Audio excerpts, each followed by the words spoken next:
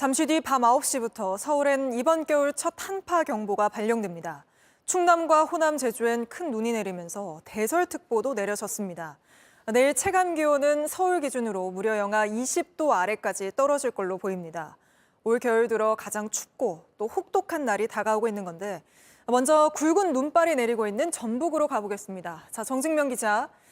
정 기자도 코가 다 새빨개졌네요. 지금도 눈이 꽤 많이 오고 있는 것 같은데 얼마나 온 겁니까? 네, 제가 나와 있는 곳은 전북 순창 복흥입니다. 오늘 전북에서 가장 많은 눈이 내린 곳인데요. 하루 종일 눈이 이어졌고 지금도 굵은 눈송이가 쉼없이 내리고 있습니다. 20cm 넘게 왔는데 제 옆에 나무를 보시면요. 잎마다 수북하게 쌓여있는 모습을 볼 수 있습니다. 제 발목이 파묻힐 정도로 많은 눈이 쌓이다 보니 도로와 인도가 분간이 잘 안 갑니다. 순창구는 지난해에도 폭설로 피해를 입었는데요. 오늘 대설경보가 내려지자 주민들은 눈을 치우느라 바빴습니다. 작년 같은 경우도 거의 차 이렇게 문 높이까지 이렇게 쌓여가지고 올해도 지금 이 상황으로 보면 작년 못지않게 올 것 같아요, 눈이. 이거 지금 오전에도 한번 이렇게 했는데. 네, 곳곳에서 눈길 사고도 잇따랐다고요. 네, 날이 추워서 내린 눈이 그대로 쌓이고 얼어서 길이 미끄러웠습니다. 오후 2시쯤 호남고속도로 내장산 나들목 인근에서 1톤 화물차와 고속버스 등 차량 10대가 부딪혔습니다. 이 사고로 50대 화물차 운전자가 심정지 상태로 병원으로 옮겨졌고 70대 고속버스 승객이 다쳤습니다. 오후 1시쯤에는 무안광주 고속도로에서도 차량 7대가 연쇄 추돌하며 50대 여성 등 4명이 다쳤습니다. 네, 그럼 눈은 언제까지 얼마나 더 옵니까? 네, 대설특보가 내려진 충남, 호남 대부분 지역과 충남, 제주에는 모레까지 눈이 계속 내립니다. 제주 산지에는 최고 70cm 이상, 전북에는 최고 50cm 이상의 큰 눈이 내리는 곳이 있겠습니다. 충남 서해안과 전남 지역에도 최고 20에서 30cm 이상 예보됐습니다. 비닐하우스 등 시설물이 무너지지 않도록 조치하고 빙판길도 주의하셔야겠습니다. 지금까지 전북 순창에서 JTBC 정준명입니다. 등교하던 초등학생을 납치한 뒤 부모에게 억대의 돈을 요구한 40대 남성이 붙잡혔습니다. 이 남성은 같은 아파트 주민이었는데 경찰 조사에서 빚 때문에 범행했다고 진술했습니다. 김지윤 기자입니다.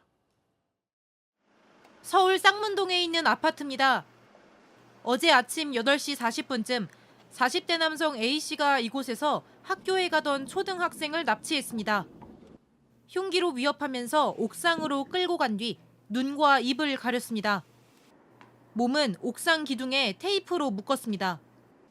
그리고 휴대전화를 빼앗아 학생의 어머니에게 문자 메시지를 보냈습니다. 딸을 살리고 싶으면 2억 원을 준비하라고 했습니다. 어머니는 곧바로 경찰에 신고했습니다. 경찰은 어머니와 함께 CCTV를 보며 납치범을 찾기 시작했습니다. 그러는 사이 옥상에 있던 학생이 1시간 만에 스스로 테이프를 떼어내고 집으로 돌아왔습니다.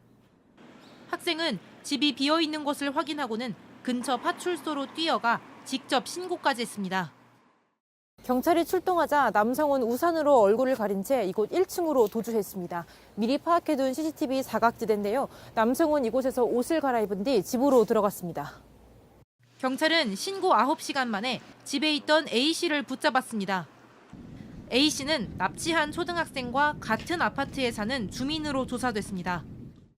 경찰 조사에선 채무 때문에 범행을 저질렀다. 아무 초등학생이나 노린 것이라고 진술했습니다.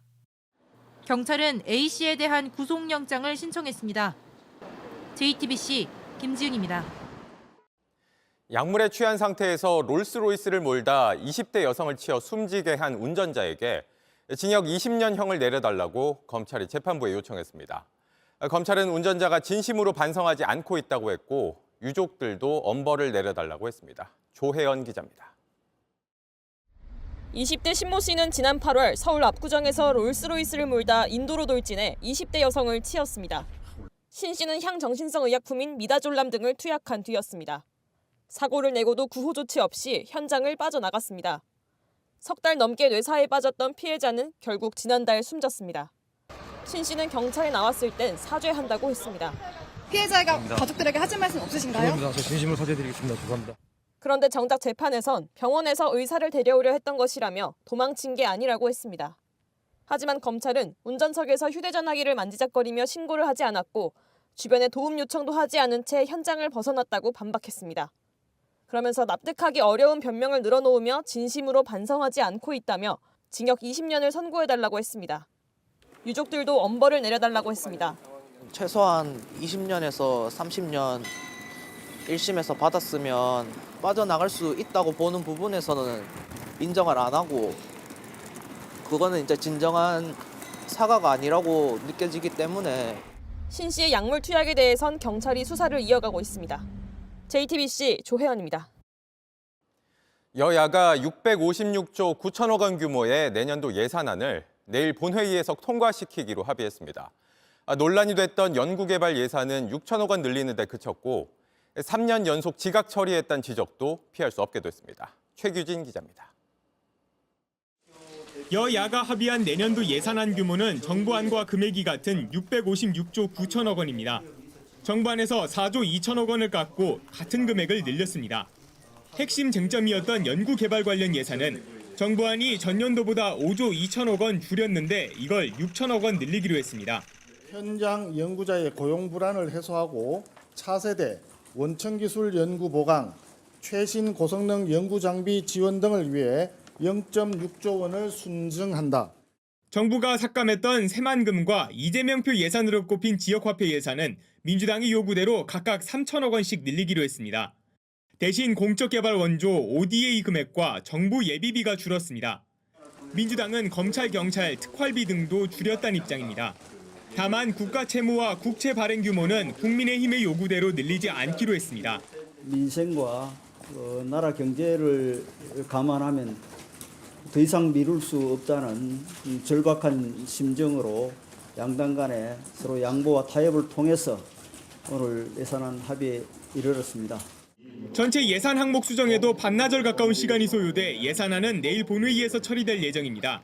지난 2일까지였던 법정 시한 자체는 이미 19일이나 넘기게 됐습니다. 특히 국회 선진화법 시행 이후 가장 늦었던 지난해보다 불과 사흘 빠른 겁니다.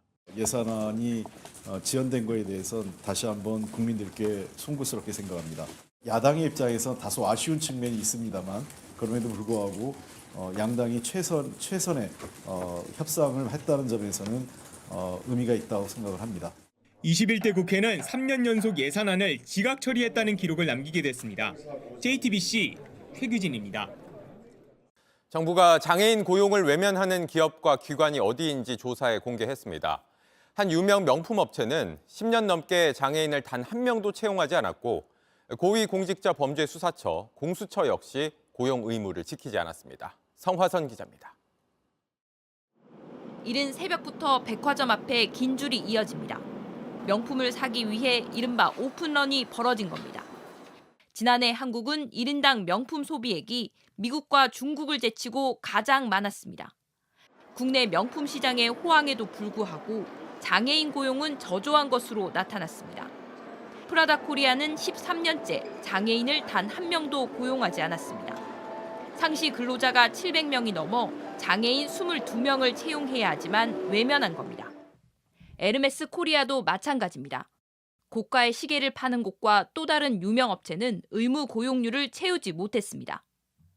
고용노동부는 경고를 받고도 신규 채용이나 구인 절차를 진행하지 않은 기업과 기관을 매년 공표합니다. 올해는 457곳이었습니다. 민간 기업뿐 아니라 고위공직자범죄수사처와 소방청 등도 고용 의무를 지키지 않았습니다. 차별이 굉장히 큰 사회적 해악이라는 인식이 부족합니다. 반복적이고 상습적이고 고의적인 기업에 대해서는 좀 더 높은 제재 수단을 통해서 관행과 인식을 바꿔나가도록. 채용하지 않은 인원 한 명당 한 달에 최대 201만 원을 부담금으로 내야 하지만 버티는 곳이 상당수이기 때문입니다. JTBC 성화선입니다. 안녕하세요. 뉴스룸 앵커 한민용입니다. 오늘도 JTBC 뉴스룸을 시청해주신 여러분 고맙습니다. 오늘 저녁에도 뉴스의 현장에서 찾아뵙겠습니다.